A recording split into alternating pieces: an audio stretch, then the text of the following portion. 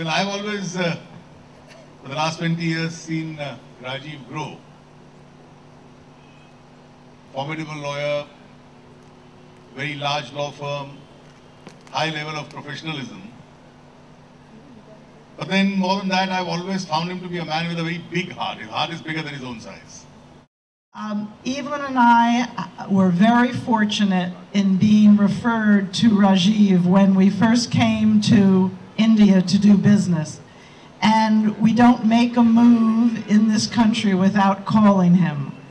Because in my experience, a lawyer's skill and importance is not only a matter of the work that they do and the law that they know, but also the integrity of their character and the knowledge that you have that your lawyer is always talking to you for your best interest.